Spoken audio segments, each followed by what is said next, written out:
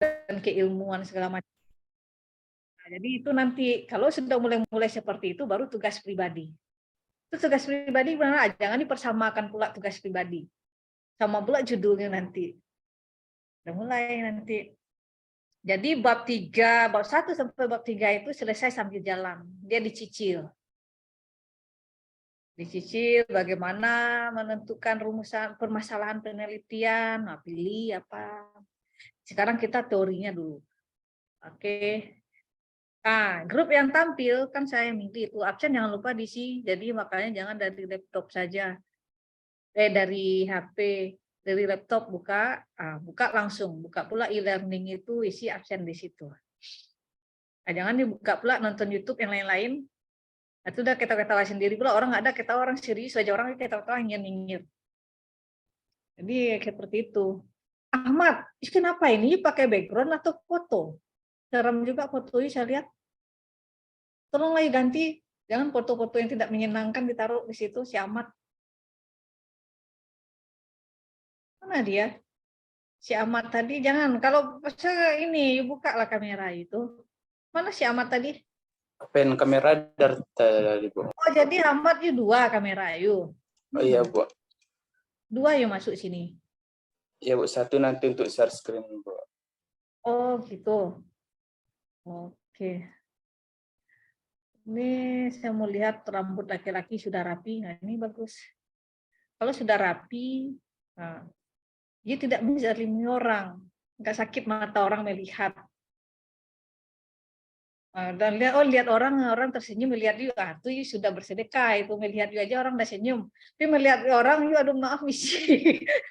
Tutup mata orang, itu pula mau jadi guru. Nanti anak-anak pakai kacamata hitam aja semuanya nggak mau lihat you, ternyata dia tidur di balik kacamatanya karena takut dilihat you.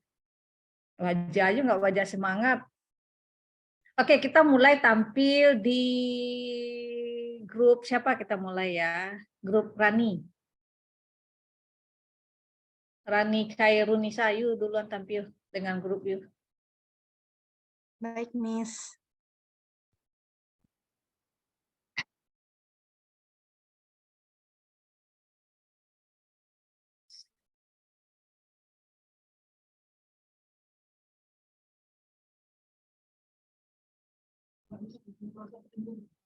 Nggak bisa, harus mencari.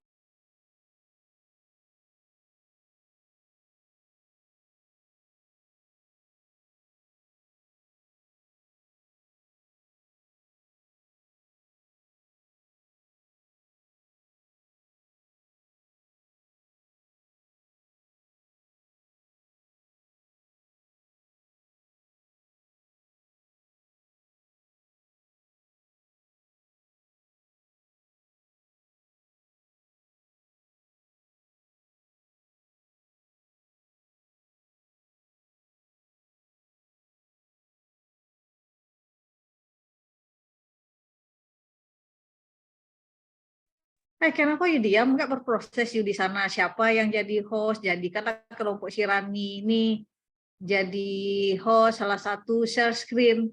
Waktunya aja 15 menit, Ayu mengheningkan cipta pula, habis pula waktu 5 menit. Atau nanti Assalamualaikum panjang-panjang pula kata moderator you. Ada habis pula waktu 10 menit, Ayu stop aja lagi. Waktu kan jatahnya 15 menit semuanya. Mana kelompok you, Rani? Emang you sendiri aja you di kelompok itu, nggak ada orang mau berteman dengan you? Ada, Miss. Ada Lagi yang usaha untuk share screen, Miss. Jadi kami ini paham. Ini ngomong you belakang layar, kami diam-diam sini kayak mengheningkan cipta. Tadi apa di sana si Rani apa Amel tolong you share screen atau jadikan saya ini ya. Kan kami dengar. Ini enggak ya komat kami di situ, saya juga ini juga risi juga, saya ini ngerti nggak mahasiswa apa yang saya suruh. Siapa yang kelompok si Rani ini coba raise hand, jangan angkat tangan kayak gini pula ya, angkat tangannya pakai tombol angkat tangan di situ gini miss mana saya lihat you angkat tangan gitu, angkat tangan pakai zoom lain pula. Masih Ramadhani Hidayat tuh atau ngapain diam aja, nggak berproses saya lihat. Tolong host pindahin ke dia salah satu. Siapa? Makanya ngomong. Stop recordingnya dulu. Nanti pas giliran grup you tampil baru mulai recordingnya. Itu yang akan you upload di YouTube. Enggak saya marah-marah yang you upload.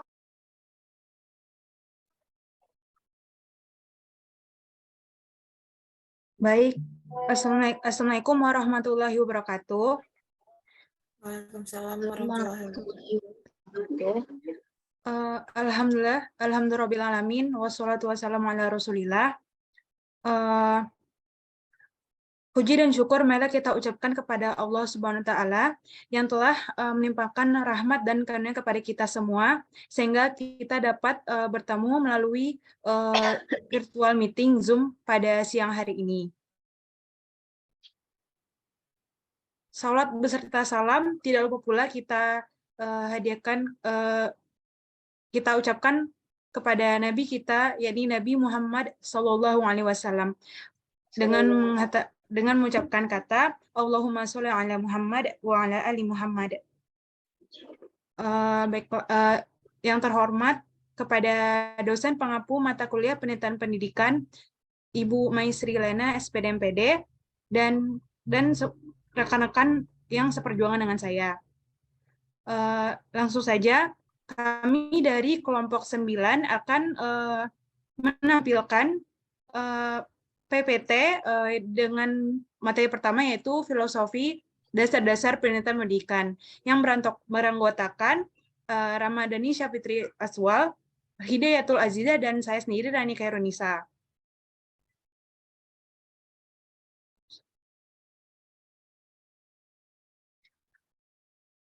Kepada materi pertama yang akan disampaikan oleh Hidayatul Azizah. Kepada Hidayatul dipersilakan.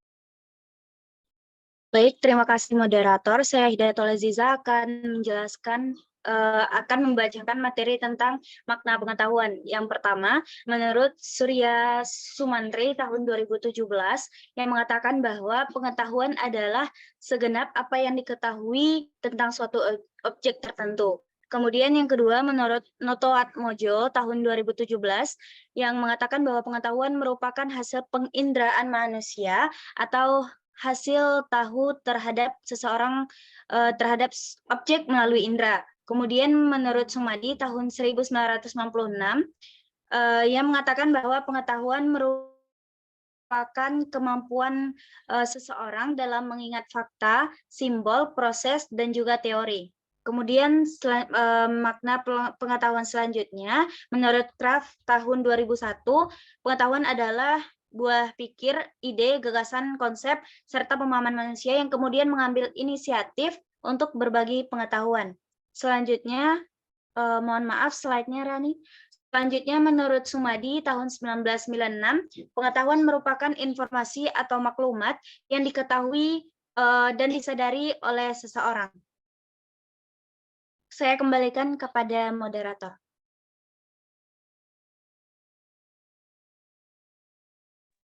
Baik, terima kasih kepada Saudari Hidayatul Azizah.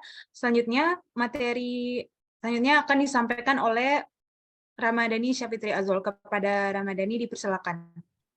Kena dia baca moderatornya. Kami menjelaskan.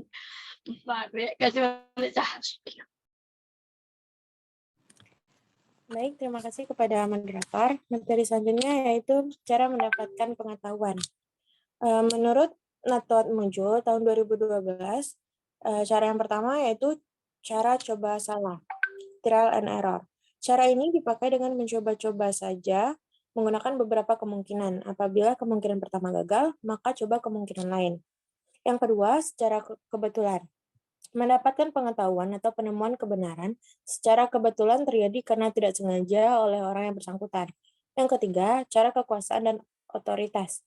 Pengetahuan diperoleh berdasarkan pada pemegang otoritas, yakni orang yang memiliki kekuasaan atau otoritas, seperti pemimpin, ahli ilmu, ilmuwan, dan lainnya. Slide-nya, Ran. Yang keempat, berdasarkan pengalaman pribadi. Hal ini dilakukan dengan cara mengulang kembali pengalaman yang diperoleh dalam memecahkan permasalahan sehingga mendapatkan pengetahuan. Yang kelima, cara akal sehat. Sejalan dengan perkembangan kebudayaan, maka manusia akan mengalami perkembangan pola pikir untuk memperoleh pengetahuan. Yang keenam, kebenaran menerima wahyu. Kebenaran ini harus diterima dan diyakini oleh pengikut agama seperti tercantumnya pengetahuan di Al-Quran, dan hal tersebut wajib diyakini oleh seluruh umat Islam.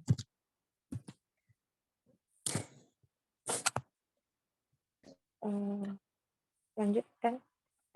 Yang ketujuh, kebenaran secara intuitif. Kebenaran ini diperoleh secara cepat melalui proses di luar kesadaran dan tanpa melalui proses penalaran. Yang kedelapan, metode penelitian. Dengan menggunakan metode penelitian, seseorang dapat memperoleh pengetahuan yang lebih sistematis, logis, dan ilmiah. Selanjutnya yaitu hakikat ilmu pengetahuan. Yang pertama ada ontologi. Menurut Bakhtiar tahun 2004, ontologi adalah ilmu yang membahas mengenai hakikat yang ada dan sebagai suatu ultimate reality baik konkret maupun abstrak.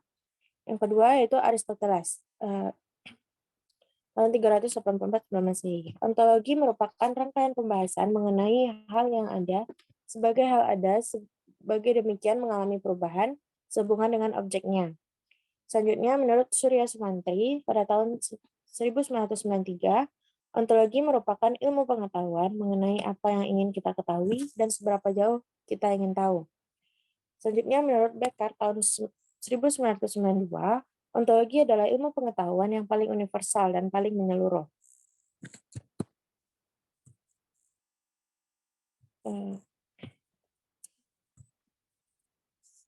Sekian materi dari saya kembalikan kepada moderator. Baik, terima kasih kepada Saudari Ramadhani Sapitri Azwal. Selanjutnya, saya akan melanjutkan mengenai epistemologi. Yang pertama ada menurut Zubair pada tahun 1990, epistemologi adalah suatu ilmu yang secara khusus mempelajari apa itu pengetahuan, dari mana pengetahuan diperoleh, serta bagaimana memperolehnya. Nah, yang kedua ada Surya Sumantri pada tahun 1993. Epistemologi merupakan arah berpikir manusia dalam menentukan dan memperoleh suatu ilmu pengetahuan dengan menggunakan kemampuan rasio. Selanjutnya ada menurut Becker pada tahun 1992, yang dimana epistemologi merupakan cabang filsafat yang berurusan mengenai ruang lingkup serta hakikat pengetahuan.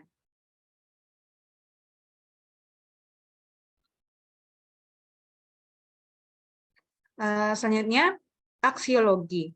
Yang pertama ada menurut Katsoff pada tahun 2004, yang dimana aksiologi adalah ilmu pengetahuan yang menyelidiki hakikat ilmu yang umumnya ditinjau dari sudut pandang kefilsafatan. Selanjutnya ada Surya Sumantri pada tahun 1993, di mana aksiologi adalah teori nilai yang berkaitan dengan kegunaan dan pengetahuan yang diperoleh. Ada juga menurut Wibisono pada tahun 2009, aksiologi merupakan nilai-nilai sebagai tolak ukur kebenaran, etika, serta moral sebagai dasar normatif penelitian. Selanjutnya ada menurut Bramel pada tahun 2009, di mana aksiologi merupakan ilmu yang terbagi menjadi 3 bagian, yaitu ada tindakan moral yang melahirkan etika, ekspresi keindahan melahirkan keindahan, dan terakhir kehidupan sosial politik akan melahirkan filsafat sosial politik. Selanjutnya ada pengertian dasar keilmuan. Yang pertama ada menurut Montagu pada tahun 1940, ilmu yaitu suatu pengetahuan pada satu sistem yang asalnya dari studi, pengamatan, juga percobaan dalam menentukan dasar prinsip mengenai suatu hal yang sedang dikaji. Ada juga menurut Haberer pada tahun 1972, menurutnya ilmu adalah sebuah hasil dari aktivitas manusia yang mana hal ini merupakan kumpulan teori, metode, dan praktek sehingga menjadi peranata dalam masyarakat. Selanjutnya ada menurut Bernal pada tahun 1977, ilmu merupakan salah satu peranata atau metode yang mana hal ini membentuk suatu keyakinan tentang alam semesta dan manusia.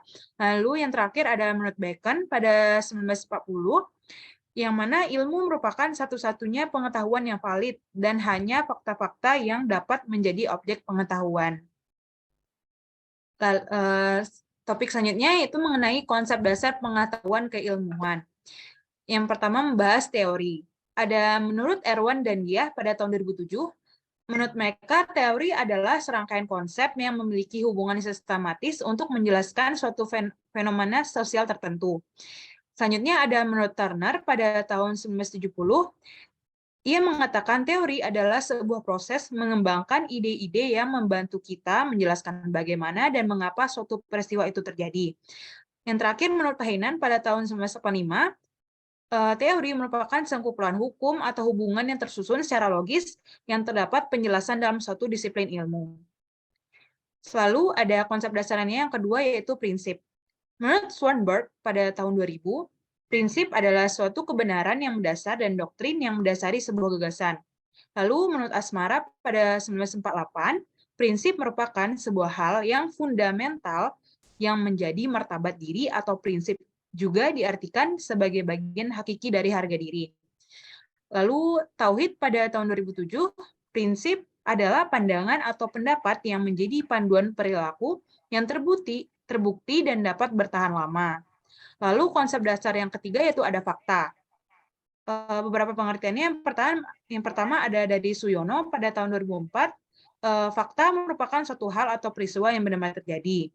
Dan ada juga Abdullah pada tahun 1999, yaitu fakta adalah sesuatu yang dapat dilihat, diraba, dan dirasakan oleh setiap orang.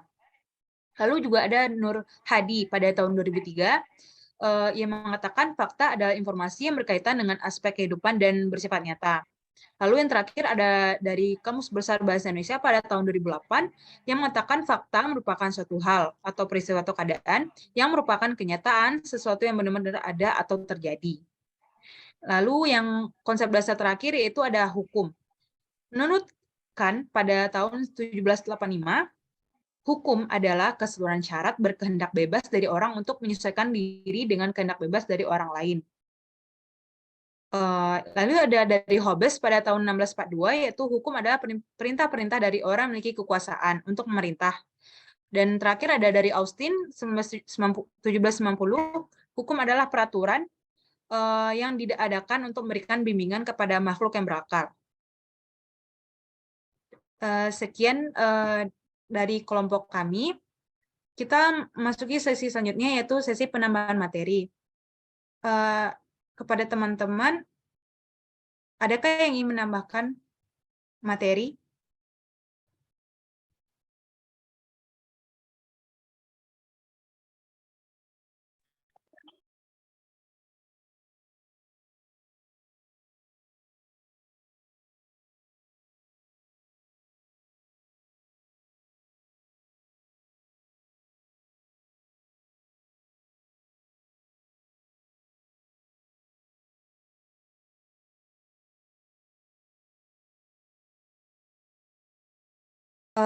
Sesi selanjutnya itu sesi tanya jawab. Bagi teman-teman yang ingin bertanya, silakan raise hand terlebih dahulu.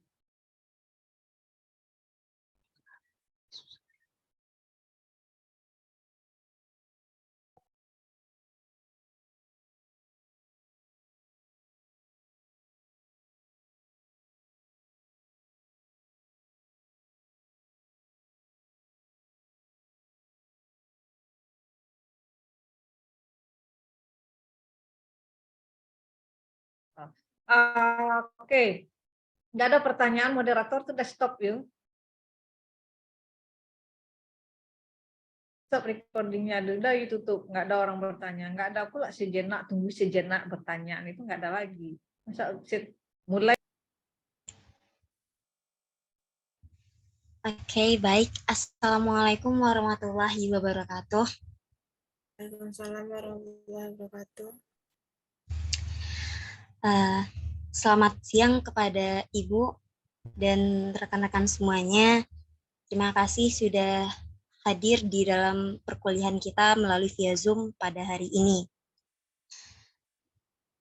Perkenalkan, saya Arina Prilia Fidel dari kelompok 2 penelitian pendidikan. Saya di sini sebagai moderator dan saya bersama rekan saya yaitu ada Fairuz Habib, Messi Kurnia, Wilda Asri dan Wilda Asri. Baik, untuk topik pembahasan kali ini itu mengenai hakikat kebenaran dan sarana berpikir ilmiah, yang mana materi pertama akan disampaikan oleh Fairuz Al-Habib. Kepada Fairuz, disilahkan. Baik, terima kasih moderator. Saya Fairuz Al-Habib akan menjelaskan materi yang pertama mengenai hakikat kebenaran. Di sini ada dua pendapat dari para ahli. Yang pertama menurut Prasetyo tahun 2000. Kebenaran adalah kenyataan adanya atau being yang menampakkan diri sampai masuk akal. Sedangkan menurut Sukmadinata tahun 2004, kebenaran adalah persesuaian antara pengetahuan dan objek, bisa juga diartikan suatu pendapat atau perbuatan seseorang. Jadi dapat disimpulkan bahwa kebenaran itu adalah kesesuaian pernyataan dengan fakta yang berselaras dengan realitas yang serasi dengan situasi yang aktual.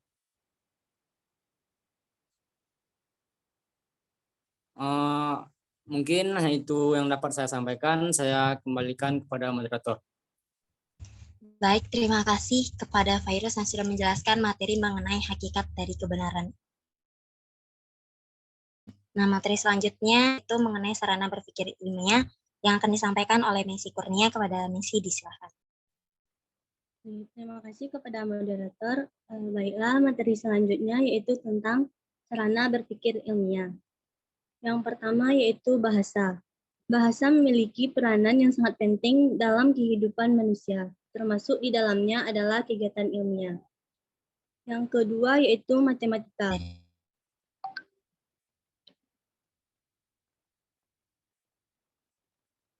Matematika sebagai sarana berpikir deduktif menggunakan bahasa artifisial, yakni murni, bahasa buatan manusia. Yang ketiga yaitu statistik.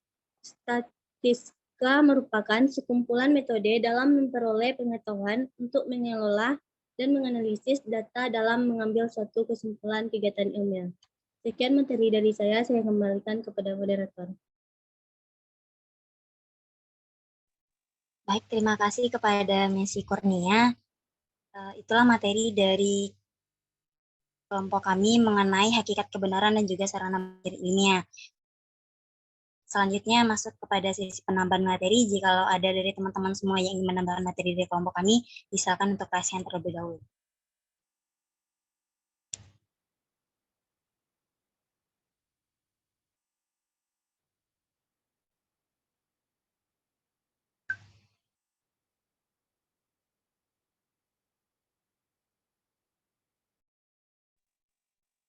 Baik, jikalau tidak ada dari teman-teman semua yang ingin menambahkan materi mengenai hakikat kebenaran dan juga sarana berpikir ilmiah, dilanjutkan dengan sesi tanya-jawab. Nah, bagi teman-teman yang ingin bertanya mengenai materi yang sudah kami jelaskan, silakan raise hand terlebih dahulu.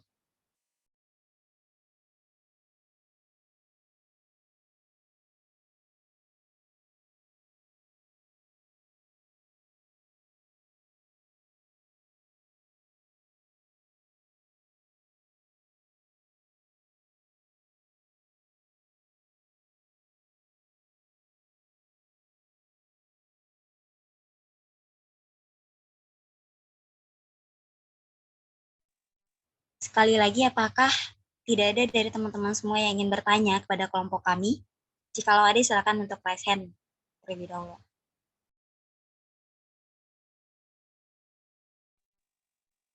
Kepada Rahma Aulia Putri, disilakan untuk bertanya. Baik, terima kasih sebelumnya kepada moderator. Assalamualaikum warahmatullahi wabarakatuh. Saya Rahma Aulia Putri dari kelompok 1 ingin bertanya kepada kelompok penyaji. Jelaskan seperti apa cara berpikir ilmiah dalam kehidupan sehari-hari. Sekian, terima kasih. Baik, terima kasih kepada Rahma yang sudah bertanya, yaitu pertanyaannya tentang bagaimanakah cara berpikir ilmiah dalam kehidupan sehari-hari. Nah, untuk pertanyaan ini silahkan Rahma tulis di kolom komentar agar teman-teman yang lain bisa melihat dan Ibu juga bisa melihatnya. Nah, selanjutnya kepada Dwi Aryani, disilakan untuk bertanya. Baik, terima kasih kepada moderator. Assalamualaikum warahmatullahi wabarakatuh. Perkenalkan, nama saya Dwi Aryani dengan NIM 2112938 dari kelompok 1 penelitian pendidikan. Saya ingin bertanya kepada kelompok penyaji, jelaskan peran matematika dalam berpikir ilmiah, serta apa contohnya dalam kehidupan sehari-hari. Sekian, terima kasih. Wassalamualaikum warahmatullahi wabarakatuh.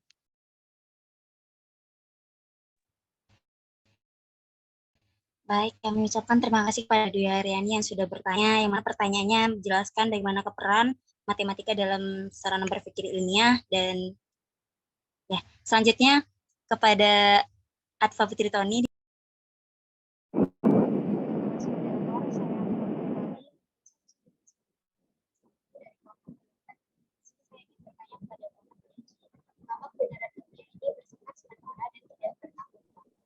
Maaf sebelumnya Ditfa.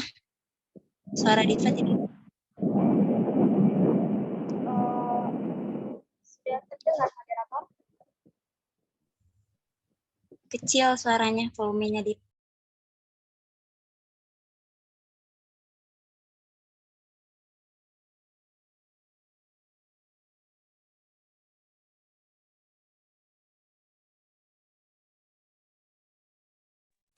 Baik, apakah sudah terdengar suaranya? Sudah, silakan dilanjut. Saya Atfa Tani, NIM 21112 dari kelompok 8. Pertanyaan saya, mengapa kebenaran ilmiah bersifat sementara dan tidak pernah mutlak? Sekian pertanyaan dari saya kembalikan kepada moderator.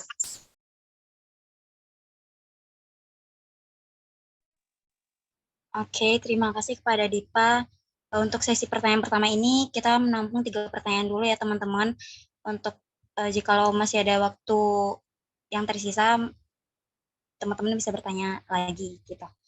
Dan untuk pertanyaan dari Rahma Aulia Putri,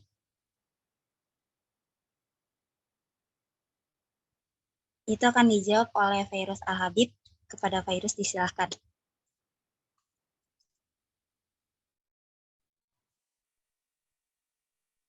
Oh, baik, terima kasih moderator. Saya Fairuz Al-Habib akan menjawab pertanyaan dari saudari Rahma Aulia Putri. Pertanyaannya yaitu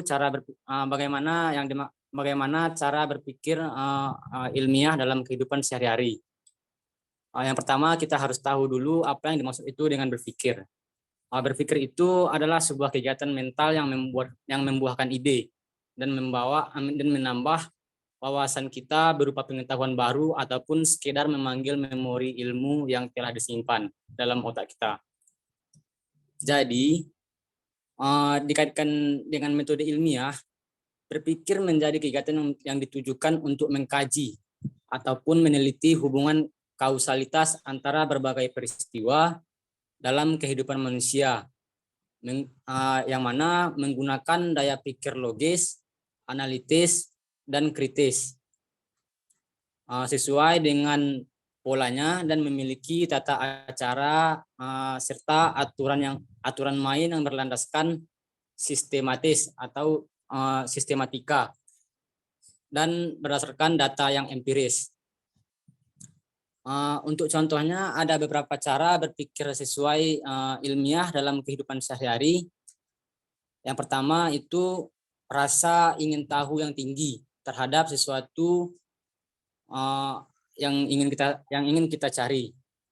Jadi tujuannya ini untuk menemukan ilmu atau ide baru serta mendorong seseorang untuk membuka wawasannya pada apapun yang ia terima dalam keingintahuannya tersebut.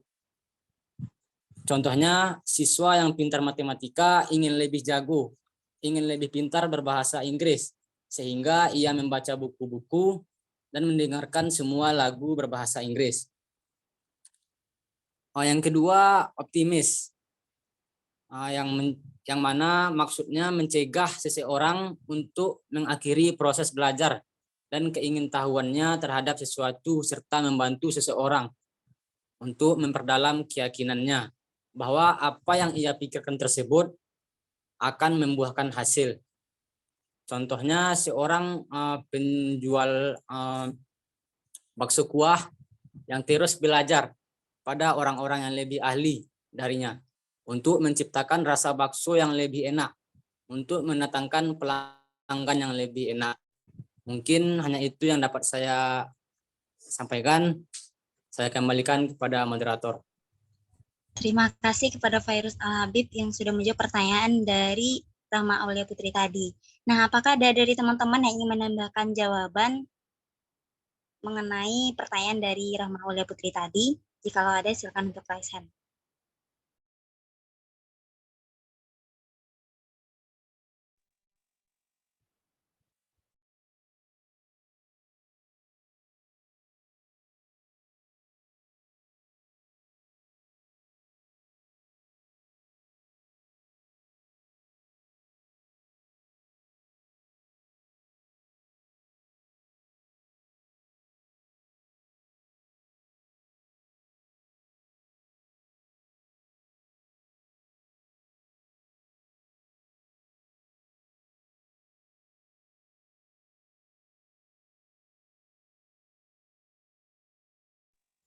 Sekali lagi, apakah ada dari teman-teman yang ingin menambahkan jawaban dari pertanyaan Rahma Aulia Putri tadi? Jikalau ada, silakan untuk raise hand, karena kita membutuhkan 3 jawaban dari teman-teman sebelum kita lanjut ke pertanyaan selanjutnya.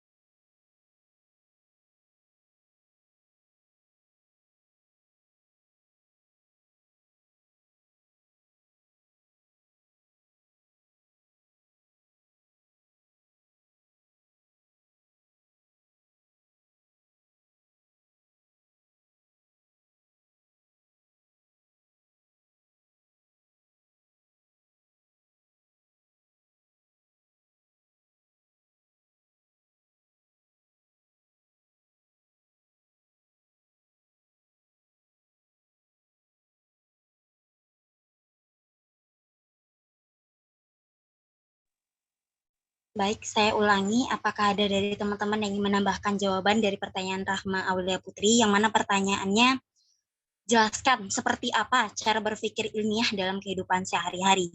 Nah, jikalau ada, teman-teman boleh raise hand terlebih dahulu.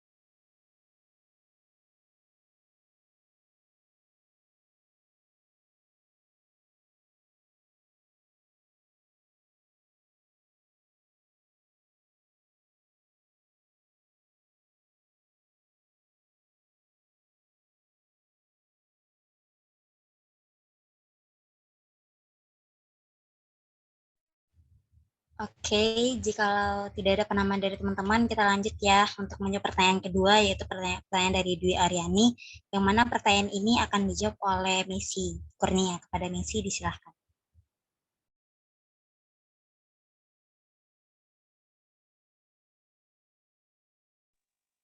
Baiklah, saya akan menjawab pertanyaan dari Dwi Aryani, yang mana pertanyaannya yaitu, bagaimana peran matematika dalam berpikir ilmiah, serta apa contoh dalam kehidupan sehari-hari?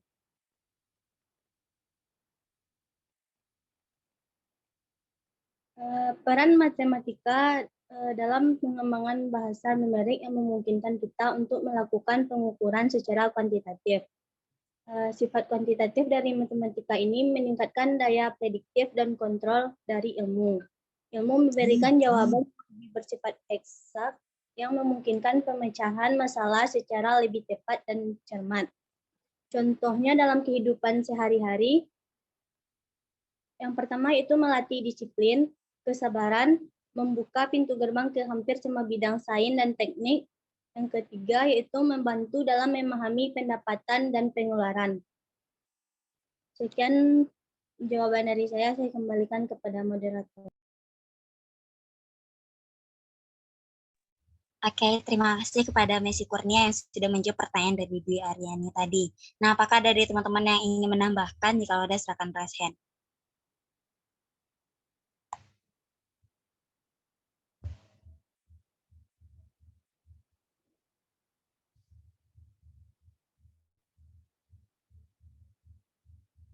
Baik, jika tidak ada, maka kita lanjut ke pertanyaan terakhir ya teman-teman. Pertanyaan dari Dipa Atfa Putri Toni yang akan dijawab oleh Wilda Asri. Kepada Wilda, disilahkan.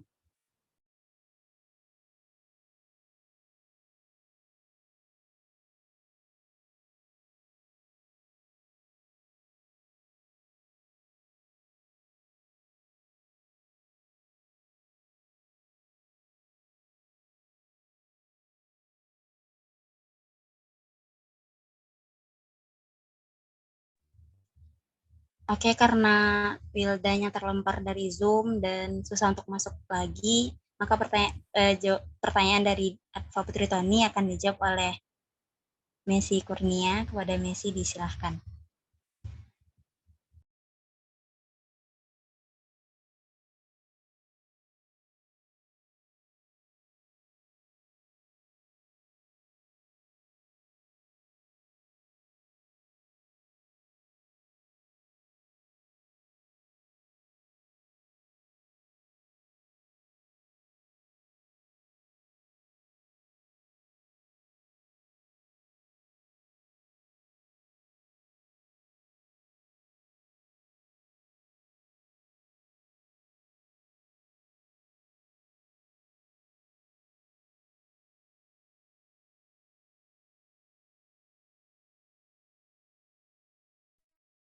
Baiklah, saya akan menjawab pertanyaan dari Atfa Putri Toni, yang mana pertanyaannya, mengapa kebenaran ilmiah bersifat sementara dan tidak pernah mutlak?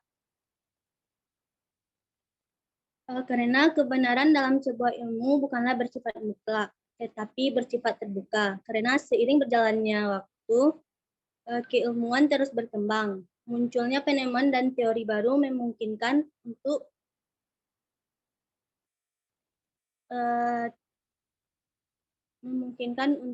terbentuknya teori yang sudah ada, maka dari itu sifatnya tidak mutlak.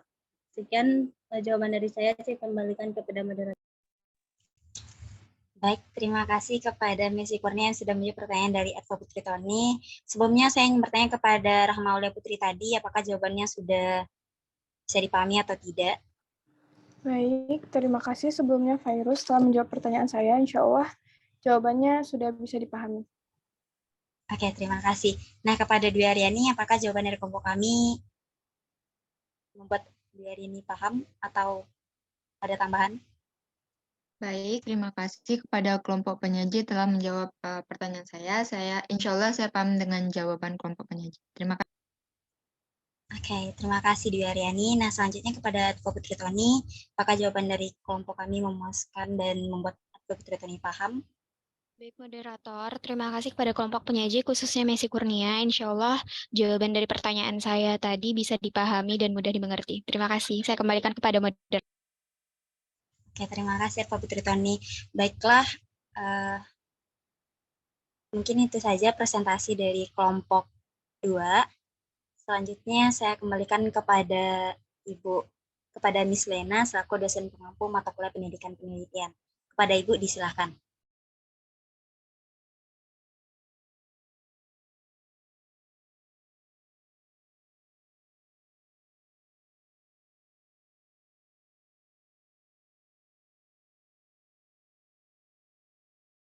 Oke, sekarang ya saya kasih masukan dan stop recording, nanti terekam pula saya panjang pula di video ini. Kasih stop recording.